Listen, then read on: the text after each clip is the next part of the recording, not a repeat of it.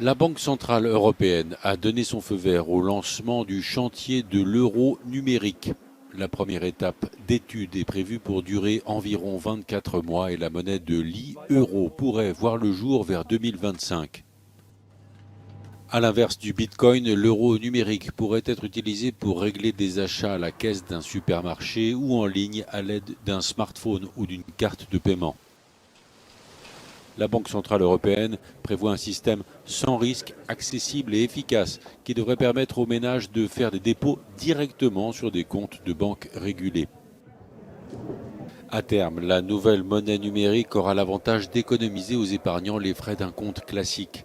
Pour protéger les banques et éviter que l'e-euro devienne, comme le bitcoin, un placement financier, la BCE envisage de taxer les dépôts trop importants.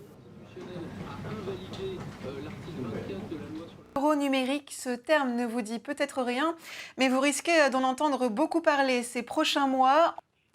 Pour L'euro numérique n'a pas mettre des vocation à remplacer porte-monnaies le cash. virtuelles et donc permettre d'avoir absolument toutes les informations et que rien ne leur échappe. Pourtant, Donc, Olivier, la BCE précise que cet euro numérique n'a pas vocation à remplacer le cash. Mais non, mais bien sûr, ils ne vont pas vous le dire. C'est comme la dernière fois, M.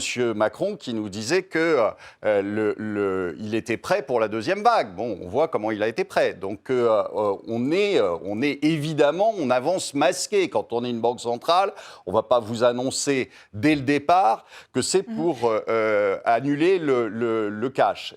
Évidemment que c'est quelque chose qui est dans leur volonté. Pourquoi ? Parce que ça leur échappe, parce qu'ils ne savent pas ce que vous en faites, et ça les dérange vraiment. Donc, mais l'enjeu concrètement pour la BCE, c'est de ne pas rester à la traîne. Pardon ?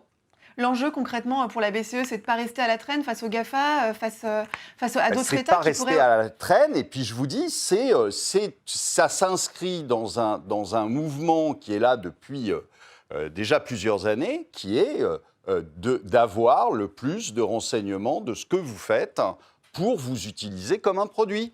C'est tout. Et donc ça, on le sait depuis longtemps. Aujourd'hui, vous ne pouvez plus faire quoi que ce soit sans que votre banque, qui a tous vos relevés, et donc qui sait absolument tout ce que vous faites, tout ce que vous achetez, etc., et qui vont vendre ces données. C'est une évidence.